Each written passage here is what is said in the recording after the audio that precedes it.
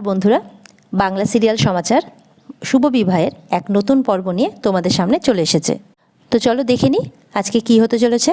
গল্পের শুরুতেই দেখা যাচ্ছে তেজ ক্লু পেয়ে যায়, ভিডিওতে দেখে ফেলে যে চিঠিটা আসলে বদলে দেওয়া হয়েছিল। এদিকে দেখা যায় সুধা ভাবতে থাকে, মানে বলে আর কি, যে দোয়েলের সাথে ফন্টের নিয়মিত যোগাযোগ আছে, তার মানে দোয়েলের সাথে কথা বলে দোয়েলের মাধ্যমে আমি ফন্টের কাছে পৌঁছে যেতে পারবো। সুধা বলে আমাকে ঝিনুককে ফোন করতে হবে, এই ব্যাপারটা জানাতে হবে, যত তাড়াতাড়ি সম্ভব ফন্টের খোঁজটা আমাকে বের করতেই হবে। এদিকে দেখা যায় ঝিনুক বাড়ি ফিরতেই ঝিনুকের কান ধরে বাড়ি ঢোকাচ্ছে সুধার মা, আর বলে সত্যি করে বল এত রাত্রে তুই কোথায় ছিলি। ঝিনুক বলে আমি দিদির বাড়িতেই গেছিলাম মা, সত্যি কথা বলছি। সুধার মা তো খুব চিৎকার করতে থাকে, রাগারাগি করতে থাকে। সুধার মা লাঠি নিয়ে আসে ঝিনুককে মারার জন্য, ঝিনুক পালাতে থাকে। মা বলে তোর পরিবারের সম্মানের কথা মাথায় নেই না, এই পরিবারের নাক কাটাতে চাস তুই।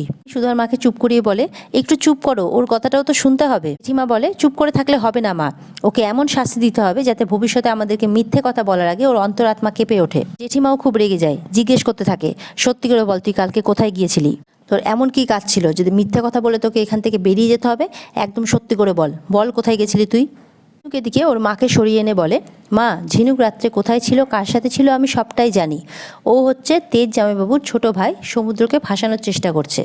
কালকে রাত্রে ওর সাথেই ছিল, তাই তুমি ফটাফট একদম আমার বিয়ের কথাটা তোলো ওই বাড়িতে, না হলে কিন্তু হবে না, বুঝতেই পারছো। জেঠিমা বলে এই কথাটা তুই ভালো বলেছিস, তো এই মেয়ে যা শুরু করেছে তাতে তো এই মেয়েকে আর আটকানো যাবে না। আমি কালকেই সুধার বাড়িতে যাব আর তোর বিয়ের কথাটা রাখবো। দেখা যায় ঝিনুকের ফোন করেছে সুধা। সুধা বলে তুই এইভাবে কথা বলছিস কেন। ঝিনুক বলে তুই আমার কথা ছাড়, বল কি হয়েছে। ঝিনুককে ঠাম্মির সমস্ত কথা জানায় সুধা। এদিকে ঝিনুক বলে আচ্ছা ঠিক আছে আমি আসছি দাঁড়া। তখন মাকে বলে মা আজকের মাঠটা না হয় ডিউ রইল, আমি এখন আসি হ্যাঁ, বলে বাড়ি থেকে আবার পালিয়ে যায়।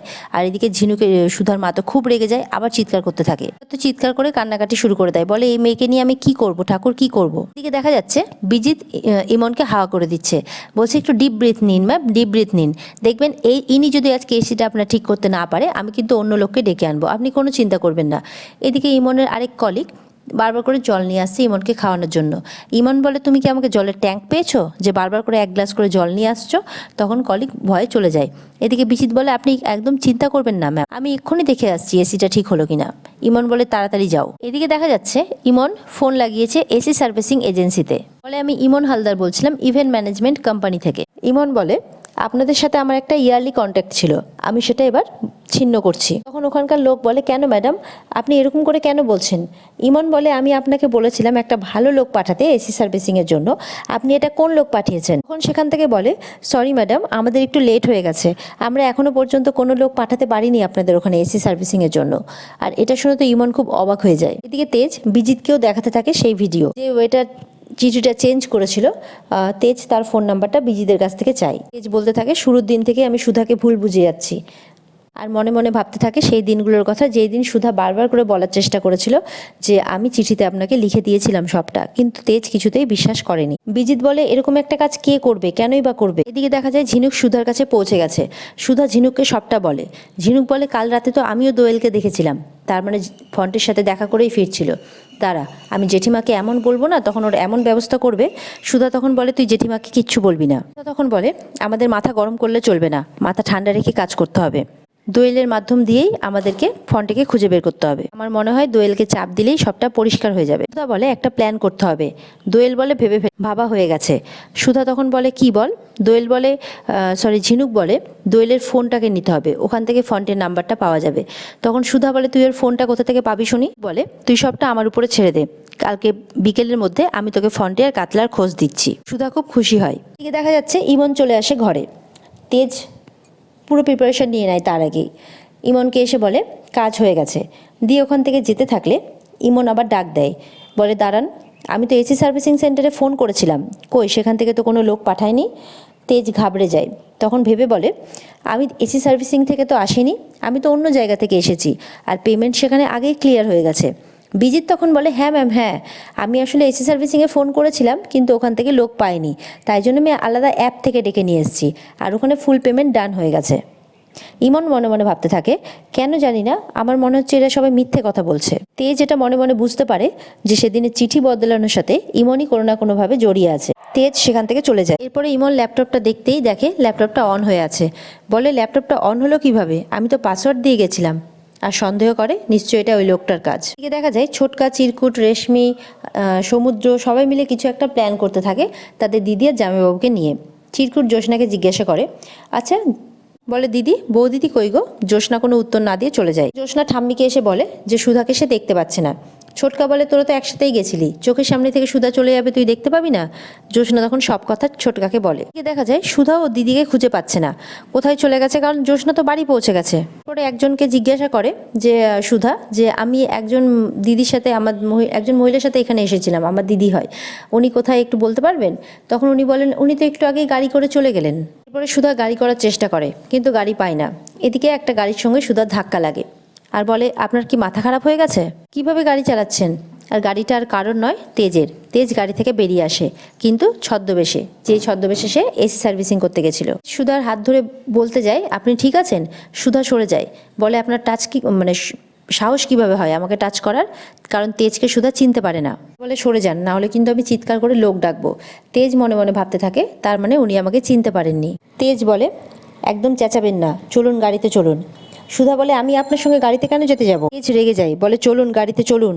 সুধা বলে, আপনি কিন্তু সরে যান, না হলে কিন্তু আমি লোক ডাকবো, পুলিশ ডাকবো, আপনার অবস্থা কিন্তু আজকে খারাপ করে ছাড়বো আমি। আঙ্গুল দেখিয়ে বলে, আপনার কপালে অনেক দুঃখ আছে। তেজ তখন হাতটা ধরে নেয়। সুধা বলে, আপনার সাহস তো কম নয়, আপনি আবার আমার হাত ধরেছেন, আপনি আমাকে দুর্বল ভেবেছেন তাই না? বলে, আমি আপনার এমন অবস্থা করব যে অন্য কারো হাত ধরার জন্য আপনার এই হাত দুটো আর আস্ত থাকবে না। পরে হাতে একটা লাঠি তোলে সুধা, বলে, এরপর যদি আপনি আমার গায়ে হাত দিয়েছেন আর আমার দিকে পা বাড়িয়েছেন, তাহলে আমি কিন্তু আপনার হাত পা ভেঙে গুঁড়ো গুঁড়ো করে দেবো। এরপরে নানা বলে তেজ থামায় আর কি সুধাকে, আর বলে, আপনি তো সাংঘাতিক মহিলা, আপনি তো সেকেন্ডের মধ্যে একদম রণমূর্তি ধারণ করছেন। আর চশমাটা খোলে আর বলে, দেখানোর চেষ্টা করে আমি তেজ। সুধা বুঝতে পারে আর ভালো করে দেখে তেজকে, যে এটা কোন ছদ্মবেশ নিয়েছে। সুধা বলে, মিস্টার বসু মল্লিক আপনি? তেজ বলে, হ্যাঁ আমি। আপনি এবার একটু শান্ত হন আর আপনার রাগ একটু কন্ট্রোল করুন। একটু আগে তো যা সাহস আপনার দেখলাম, বীরঙ্গনা নারীর বীর কীর্তি দেখে তো আমি একবারে উল্টে যাচ্ছিলাম। বলে, মজা হচ্ছে তাই না? একটু আগেই তো এই লাঠি দেখে ভয় পেয়ে গিয়েছিলেন, এই লাঠির বাড়ি একটা পড়লে না? তেজ বলে, মারবেন না মারবেন না। বলে, আপনি বলুন তো আপনি এখানে কি করছেন, আপনার এই অবস্থা কেন? তেজ বলে, ওটা ছাড়ুন, তার আগে বলুন আপনি এখানে কি করছেন? সুধা চুপ করে থাকে। এদিকে দেখা যায় ঠাম্মি সব শুনে বলে, এ তো অসম্ভব দুঃসাহস, এত কিছু হওয়ার পরও এই মেয়ে এই কাজ করে কি করে? না বলে, তুমি তো অনেক সাধ করে দেখে শুনে এই মেয়েকে নিয়ে এসেছিলে, কিন্তু এই মেয়ে আসার পর থেকেই তো দেখছি তোমার নিয়ম কারণ সব কিছু একের পর এক ভেঙেই চলেছে। ছোটকা দাঁড়িয়ে সবটা শুনতে থাকে। এদিকে ছোটকা ফোন লাগায় তেজকে আর জানতে পারে সুধার সঙ্গে আছে তেজ। বলে, ও তুই সুধার সঙ্গে আছিস, ঠিক আছে, এদিকটা আমি সামলে নিচ্ছি, তুই সুধার সঙ্গেই থাক। বলে, তোমরা এত টেনশন করো না, আমার মনে হয় সুধা হারিয়ে গেছে। তখন বলে, হারিয়ে গেছে? বলে, হ্যাঁ, ও তো এই শহরে কিছু চেনে না, হয়তো ও খুঁজে পাচ্ছে না কোনো কিছু। জ্যোৎস্নাকে বলে, তোরই একটু অপেক্ষা করা উচিত ছিল আর ওকে নিয়ে আসা উচিত ছিল।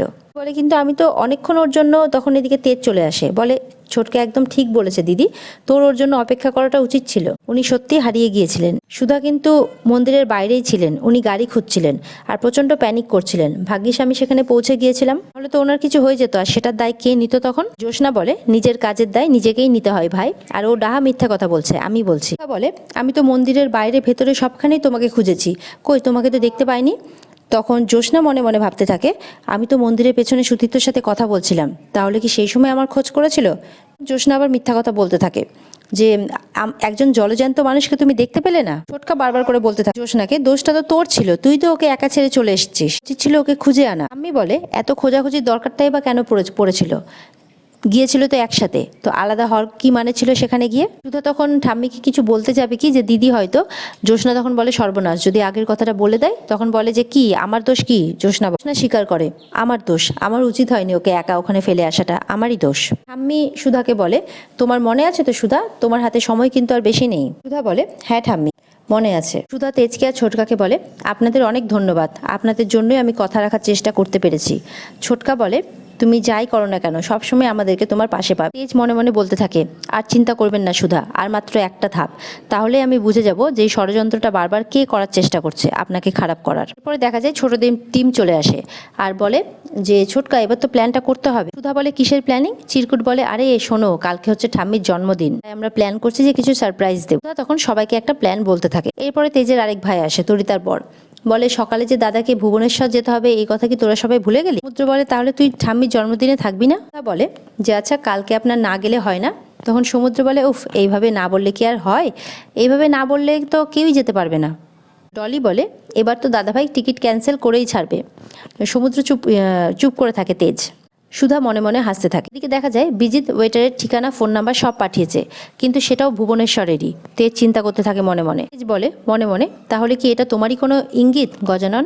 তেজ বলে, টিকিট ক্যান্সেল করা যাবে না, কারণ আমার ভুবনেশ্বরে খুবই দরকারি কাজ আছে, আমাকে যেতেই হবে। কিন্তু কিন্তু ঠাম্মির জন্মদিনে আনন্দও করব, বলে তেজ। এটা শুনে তো ছোটরা খুশি হয়ে যায়। এরপরে সুধা যখন নিজের ঘরে যেতে যায়, তখন জ্যোৎস্না আসে। এসে বলে, তুমি কিন্তু আজকে মন্দিরে ছিলে না, আর এটা কিন্তু একদম সত্যি কথা। তখন সুধা বলে, মন্দিরে তো আজকে তুমিও ছিলে না, কোথায় ছিলে? আর এটা শুনে জ্যোৎস্নাও চুপ করে যায়। জ্যোৎস্না বলে, তুমি কি আমার উপর নজর রাখছো নাকি? তখন সুধা বলে, না, কিন্তু তোমার মুখ এরকম ভয়ে, এরকম অবস্থা হচ্ছে কেন তোমার মুখে এত দুশ্চিন্তা কেন? সুধা বলে। জ্যোৎস্না বলে, শোনো সুধা, এবার তুমি তোমার নিজের চরকায় তেল দাও, আর ঠাম্মিকে যে কথা দিয়েছো সেটা কিভাবে রাখবে সেই কথা ভাবো। না হলে আমার বাড়িতে আমার পেছনে গোয়েন্দাগিরি করা তো দূরের কথা, এই বাড়িতেও তোমার আর জায়গা হবে না। সুধা বলে, আমার এই বাড়িতে জায়গা হোক না হোক, কাতলা আর ফন্টেকে আমি তোমাদের এই বাড়িতে দাঁড় করাবই, আর আমি আমার কথা রাখবই, আর সেটাই ঠাম্মির জন্মদিনে সেরা উপহার দেবে এই সুধা। জ্যোৎস্না অবাক হয়। এখানে আজকের পর্ব শেষ হয়ে যায়। তো বন্ধুরা, কেমন লাগলো তোমাদের আজকের পর্ব জানিও কেমন, আর ভালো লাগলে অবশ্যই সাবস্ক্রাইব করে দিও। দেখা হচ্ছে আগামীকালকে শুভ বিবাহের এক নতুন পর্ব নিয়ে। ততক্ষণ ভালো থেকো সবাই।